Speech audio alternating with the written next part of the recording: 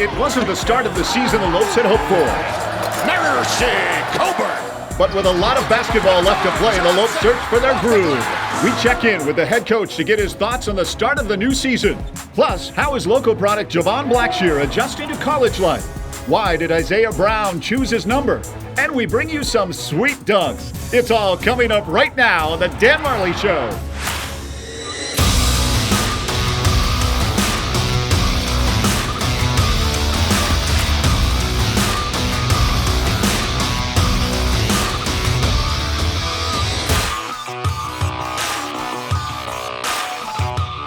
Welcome to the Dan Majerle Show, presented by Talking Stick Resort. Barry Butel alongside the head coach of your GCU Lopes, Dan Majerle. And coach, as we talk today, the team is sitting at 1-3, off to a bit of a slow start. It started against that home opener against Davenport. Can you kind of take us back to that and how the team was going in and preparing for that first game? Well, I mean, we were excited. We knew we were playing a really good Davenport team that was a Division II team, but a really good program out of Michigan. Had won 27 games the year before. It was bringing everybody back. So I wasn't surprised that they gave us a great game. We knew that they were going to be a good opponent, and they played extremely well. Shot 15 threes. We were very flat. Kind of a home opener, disappointed. So I was a little set back by it, but not surprised. I knew that was going to be a good team, and we just didn't come out and play hard enough. And as I said, they played really well, and we played awful. And when that happens, you're going to get a loss. Yeah, they definitely were hot and red hot from the arc, and you guys were a little bit chilly from three-point land. I know you weren't real happy with some of the shots, but then you bounced back, and you were kind of wondering with Illinois, at least fans were, here's a Big Ten opponent in Illinois, and you gave them quite a fight. Well, we expected to win that game. We expected to win every game at home. Illinois had great size, led by their freshman, 7 foot, 290-pound. Ali got in a little bit of foul trouble. I thought we battled. I thought we played hard. We just didn't have enough. We fought back in the second half. But again, that was a really good team at home. We expected to win the game. We didn't. We shot better. I thought we moved the ball a little bit better, but we didn't play consistently for 40 minutes. And then you mentioned Laver getting into foul trouble. We saw that in the first 3 games, even into the visit to San Diego State, where he got into some foul trouble in the first 3 games. Well, with our lack of depth that we have right now, especially at the big guy position, I think teams are really going to attack Ali early, and that's what I would do. So he's got to do a better job of moving his feet. He's going to pick up some fouls, but he has to do a better job of not picking up some silly ones, which he's done, and especially in those first 3 games. You traveled to San Diego State. The Aztecs, a team that you'd been playing really well against. You had an early lead against them, but they were a hot shooting team as well. That's a pretty good team. Oh, they're really good, and they've got a really talented team. It's got a great atmosphere there. We knew that was going to be a hard game. It was one of those games again that we played well in spurts, but just defensively we weren't solid enough and gave up some shots that we shouldn't have, and kind of got out of hand there at the end. But again, we had to be more consistent, playing for 40 minutes. But it was a tough way to start the year. Losing that Davenport game, and then Illinois at home, and then going to San Diego State. We realized that was going to be a tough start. So just got to keep fighting.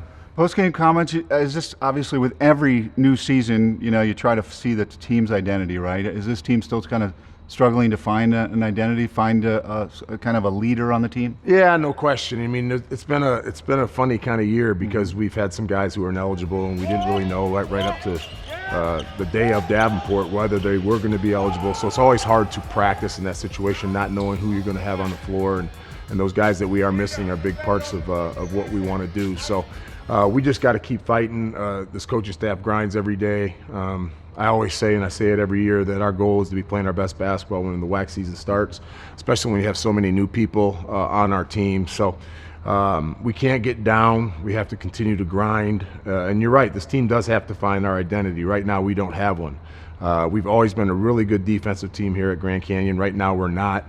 We're allowing our field goal percentage, 3-point field goal percentage, and then rebounding. We're getting out rebounded by 11. So those are all things that we have to shore up.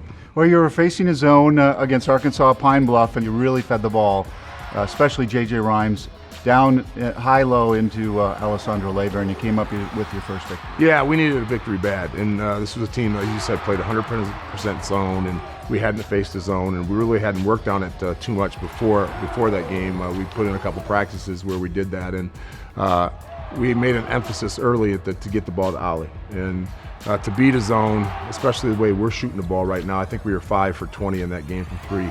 We have to get the ball inside and work the ball from inside and out. And JJ came in and did a great job of getting there in the high post and Ollie diving, and we found him early and often. He got off to a great start. Yeah, and he stayed out of foul trouble, which was great. Just two personal fouls in the game. Yeah, that was a good game for them. They had a 4 out, 1 in, and they kind of spread the floor, and they just kind of drive. They didn't really have a big post presence, so they really couldn't go after Ollie that much. So we had to do a better job of keeping our guys in front. Defensively, we were better, especially in the first half, held them with 22 points. I thought we scored a little bit more in the second half, but we also allowed them to get going on the offensive end too. So it was a win. By no means was a masterpiece, but it's a step in the right direction. Just kind of get that monkey off our back and get a win. Well, we see Laver moving forward in that game, and also Carlos Johnson stepped up, had 17 in the game. Yeah, Carlos started off slow in his first half and came out and had a better second half. He's struggling shooting the ball right now, like a lot of our guys. So I've said it before, Carlos is a very talented kid. He's trying to do the right thing. Sometimes he's just got to be more patient and wait for the game to come to him. He's going to be able to get his shots. He can't settle for contested threes. He's such a good driver. He can finish her in there. He'll do a good job of that. So Carlos had the same struggles last year. Yeah, at the beginning of the year, he really, really struggled, and we all saw what he did at the end of the year. He was our best player. Largest fall signee class. I know you're excited about one of those guys. You just saw him play, Chance McMillan. I'm excited about them all. Yeah. I really am. You mentioned Chance, a kid out of California who's a 6'2", combo guard, can play the point, can play the two, can really handle the ball, really passes. He's athletic, can guard, really shoots it well. So I'm really excited about what he'll bring. Liam Lloyd is a kid out of Spokane who is 6'5", can really shoot it. Coach's kid, highly competitive, hard-nosed. Rashad is a local kid, is now at Pima. Again, a 6'5", kind of a do-all kind of guy. Can play the 1, 2, and 3. Can really score it. Handles it well. Good passer. Can play different positions defensively. And then Q is a junior college kid out of San Francisco who is very athletic, strong, 6'6", 6'7", can play the 3, 4. So for all 4 of those guys, are going to bring not only a great culture to our team, but guys who want to be in the gym are going to work and play different positions. Yeah, Quincy Abrino, that last, and the comments that you had about all 4 of these guys, high IQ, great culture guys, team guys. Team guys, culture guys, can guard, can shoot it, can put it on the floor, can dribble it, can pass. But the best thing for me, they're highly competitive dudes and want to win. And that's what we need here, guys who are very competitive and are going to get after it and love to practice and going to be a great culture to our team. Coming up, he went to school just around the corner, and in his first year, he's already making a name. Kate Longworth sits down with freshman guard Javon Blackshear.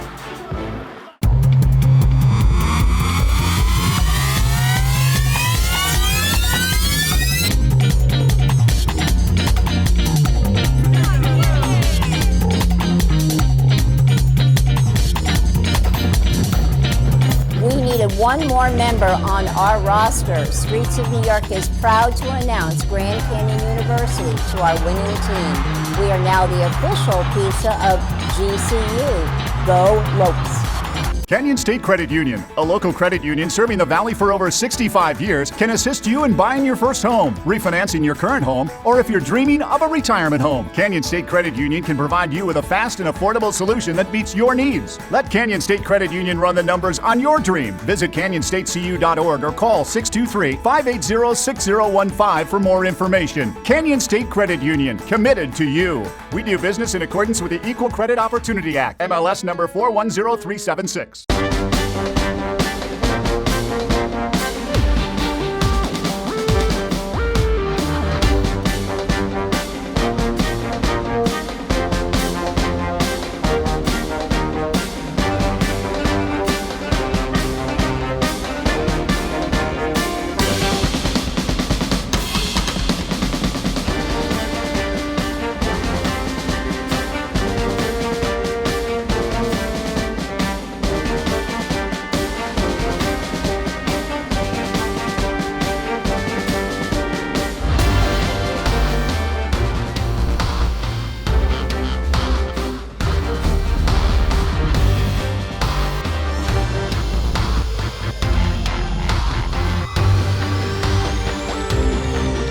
Find your purpose at GCU, where advanced technologies drive education. Private, Christian, affordable, nonprofit. Visit gcu.edu.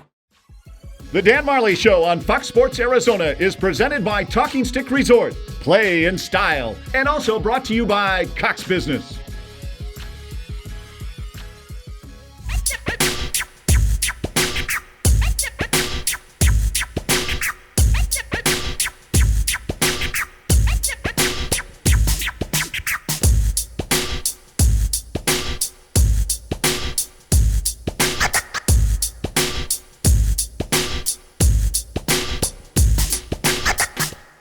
Welcome back to the Dan Majerle Show, presented by Talking Stick Resort. Coach, one guy coming out of the gates, a freshman, and maybe no surprise to you, after 4 state titles at Shadow Mountain, is Javon Blackshear. He is playing sharp. Yeah, he's good, and we knew that. We were excited to get him. 4-star recruit, played at a very high level in high school, as you mentioned, with 4 state championships, played on a Why Not AAU team that went to the Peace Jam finals. So he's played against the best competition. He's not afraid of anybody. He's used to winning. And we've thrown a lot on his shoulders. We have a freshman point guard that's playing about 36 minutes a game. And he's really taking the challenge. He works hard every day. He's worked on his shooting. He's a pass-first point guard. He's done a good job of that. Defensively, he's electric. We've kind of had to back him off a little bit this year from what he can do defensively just because of the depth that we have, and we don't want to get him in foul trouble. But I'm very pleased with Javon and the way he's been able to produce early. He's had 10 rebounds in a game, and for the 4 years I watched him at Shadow Mountain, I think he may have had 10 his whole career in high school. So I've told our guys that everybody has to be in there and rebound, and Javon's really taken that to heart, and he's been able to do a good job of that. But yeah, he's exciting. He's just a great kid. Again, as a culture guy, he loves to compete, and not only that, he's a fantastic player. Kate Longworth recently had a chance to sit down with the fab freshman, Javon Blackshear Jr. Holding the paint, scoring the guy's feet. Whoa! Blackshear! As Coach Newman also putting some people on the floor. Blackshear with the steal, drives, he wants it, and he gets it. So college life is here. How do you feel like you're adjusting? I feel like I'm adjusting well, taking things slowly, not rushing things. Basketball in school, it's kind of hard to balance if you let it take over, but I'm kind of just letting it go with the flow and adjusting real nice. You had the unique opportunity that a couple years ago, when you're younger, you got to attend a Midnight Madness here as a fan. What was that like for you? Do you kind of remember some thoughts going through your mind as you were taking it all in? I attended 2 Midnight Madnesses, so I got a good feel for that. Very exciting crowd, very supportive crowd. When I got to the tunnel and she said, wait till they call your name, then go. When I went, if you see the video, I had a huge smile, didn't know really what to do. It was just let it take over and have fun. Wide open layup. Step back, Blackshear. Oh, nice! How exciting is it for you that your career is going to unfold here and you're going to have special people in the stands for you? Family, friends, former coaches, people who have been a part of your career get to continue that with you. What's that mean to you? I think it's very important. Part of the reason why I committed here. And when I committed, I felt like if I was to play good here and be a good human here, everybody would be behind me and support me as my career goes on. And how much did Dan Majerle have an impact on you choosing here? What was your knowledge of him and just the fact that he had an NBA, very successful NBA career, and what he's done to this program? What was it like for you to know you would be coming here playing for him? Majerle had a huge impact. I knew he played in the NBA. My high school coach played in the NBA as well. When I talked to the players, they always told me he's truthful. And when I got here, I can say he's very truthful, and you can take it as disrespect or you can take it as a man and accept it that he's telling you the truth and not lying to you. He just told me what our goal was, and if I was with it, he's going to be behind me and we're going to rock. So what is some of your personal goals, and then also what do you see the team goals for this year? Personal goals, I put those to the side right now. I really want to win the WAC and get to the March Madness. How do you think this team coming together, how are you seeing that as a possibility? Do you think it's something you guys can do? Coach is very passionate about the game. Players are very passionate. We have a hard-working team. We're all hungry. I believe we can do it. I believe we are going to do it. First, I know I'm going to be ready. I know the coaching staff and the team is going to be ready, and we're going to put on a show every time we step out there. Up next, we take a look at what's ahead for the Lopes, plus some high-flying moments to start the season.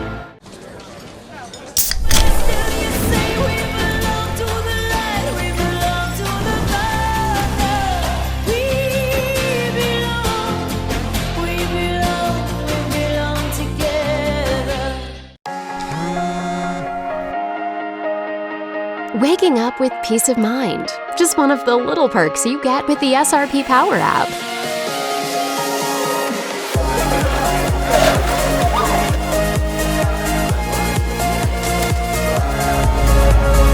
Use it to make conscious decisions on the energy you use every day. No guessing. Everything you need to know. Download the SRP Power app now. SRP, delivering water and power.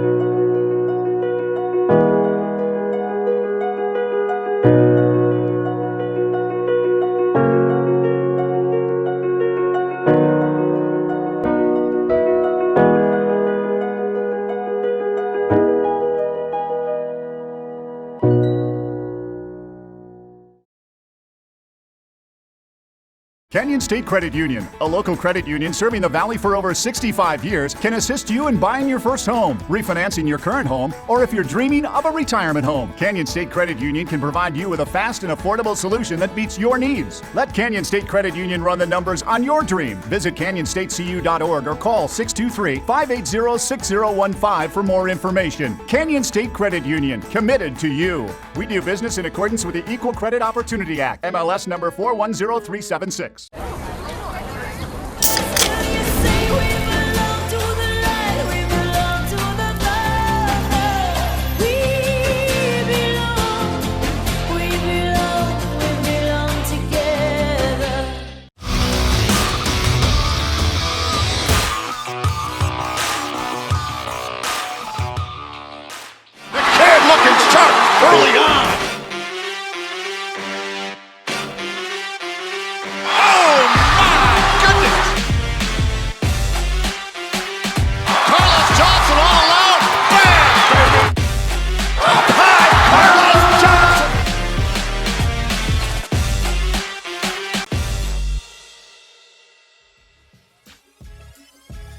It's time to take a look ahead at the upcoming schedule, brought to you by Cox Business. The next home game for the Lopes is Thanksgiving weekend when they take on Purdue Fort Wayne. Then December 3rd, they welcome in Mount St. Mary's.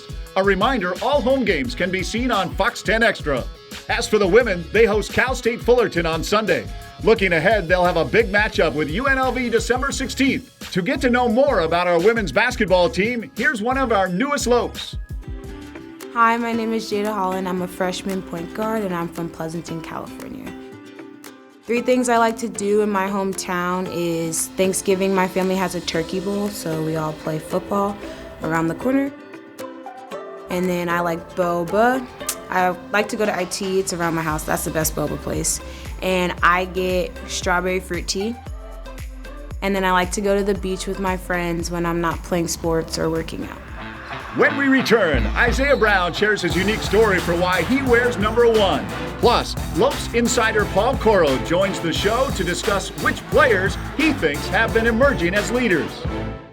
As a teacher, your calling was always to make a difference and positively impact the future. You live with a deep sense of purpose and strive to inspire generations of change. GCU's online Masters of Education degree program gives you the skills you need to grow and develop your career. You're not just inspiring future generations of leaders, you're giving them the tools they need to succeed.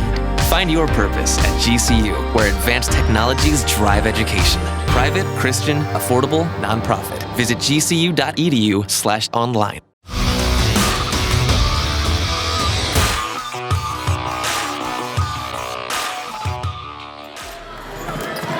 Brown stops, pops.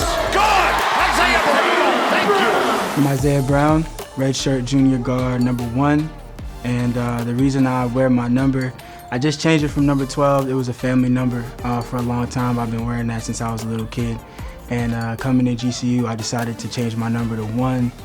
Just kind of represents me reminding myself to take it one day at a time, and that you only kind of get one chance, you know, to kind of do the things you love. So that's why I changed my number 1.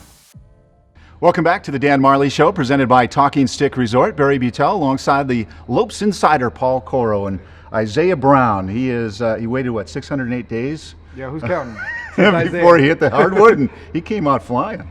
Yeah, Isaiah Brown, he's been paying for this moment for a long time. He went through a lot in the offseason with the boating accident, but also just going without basketball for that long, it really means a lot more to him now, and you can see it with the way he plays out there. He talks about playing with a battery on his back, and he brings a lot of energy and scoring that the Lopes needed this season. Energy, scoring, definitely from Isiah Brown. Are we seeing any leadership from Isiah Brown? Yeah, he's kind of the guy that's kind of tiptoeing into that role, because being on the outside for a year as a redshirt, it wasn't really easy for him to step in right away, but he's kind of got that maturity and intelligence and court IQ to step into that role.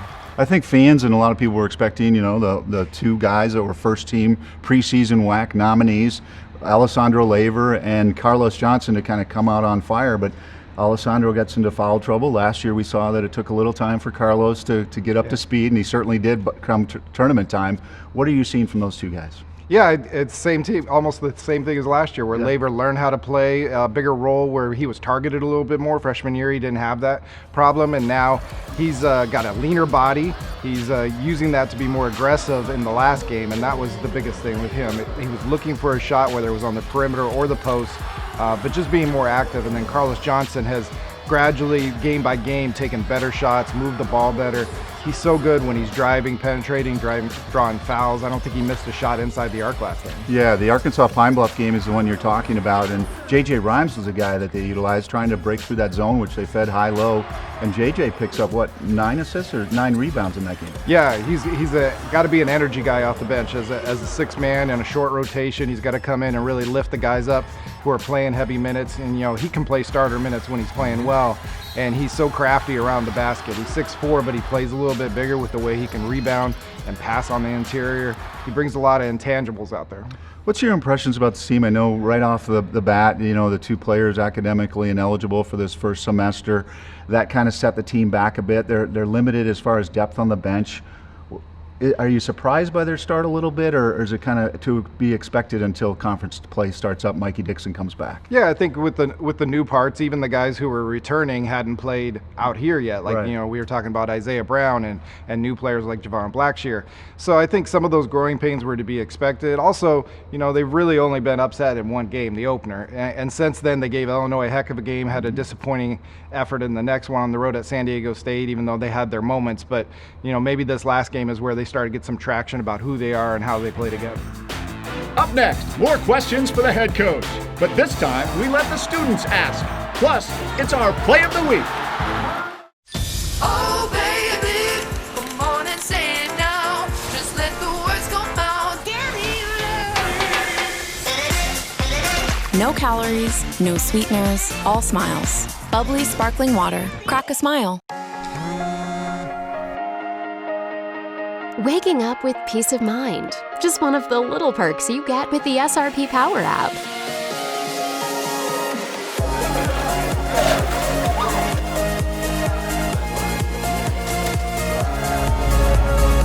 Use it to make conscious decisions on the energy you use every day. No guessing. Everything you need to know. Download the SRP Power app now. SRP, delivering water and power.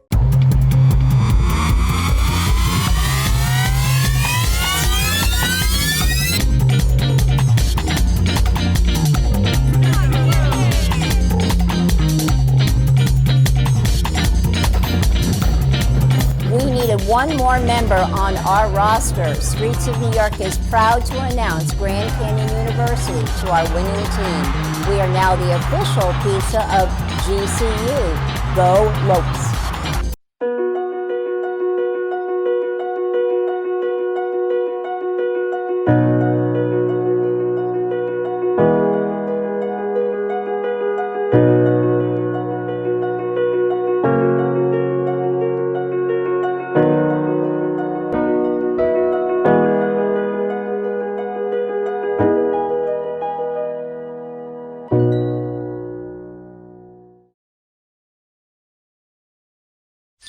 Oh, baby, come on and say it now. Just let the words come out. No calories, no sweeteners, all smiles. bubbly, sparkling water. Crack a smile. It's time for the Talking Stick Resort Play of the Week. Play in style. Out of that timeout, a little 1-3-1 zone half-court defense. Up high, Carlos Johnson. Beautiful feed by Isaiah Brown. That gets the Hobbits back up on their feet. Welcome back to the Dan Majerle Show, presented by Talking Stick Resort. Coach, we've got a brand new feature. I know you're excited about these types of things. It's called Ask a Lope.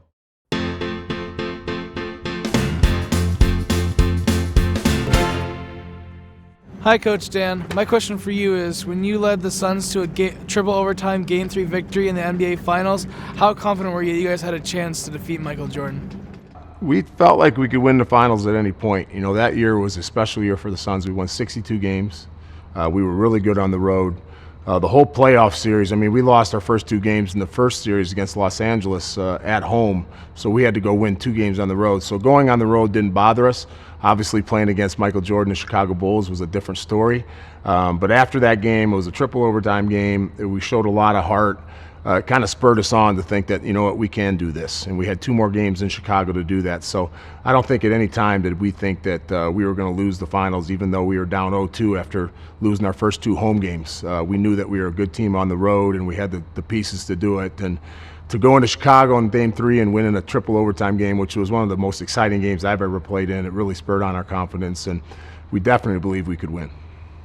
Talk about going on the road. After your 200th game here at GCU against Montana State, it's on to St. Thomas, Virgin Islands, to take on a Valparaiso team to get things started in that series. Yeah, it'll be exciting to get to the Virgin Islands, playing in a nice MTE with some really good teams. Valparaiso's a storied program. It's a really good team also. So I know our guys are excited about it. We're excited about it, and hopefully we can go in there and have a great showing. When you go on these trips and you've gone, you know, to Spain and the like, you've been down to the Bahamas as well, is it an opportunity for the team to kind of bond and kind of grow together and spend some time together? Not so much. I mean, those other trips were more in the summer. This is kind of a work business. You're going to have, depending on your schedule, and if you win or lose, you're going to have games after game. So you got to get there and really prepare, and you're not going to have much time for a turnaround. So you have to go out and you got to play Valparaiso, and then we're going to have to just turn around real quick and prepare for the next game. So there won't be much scuba diving or banana boating or whatever you want to talk about. We'll spend a lot of time in the film room and getting ready for our next opponent.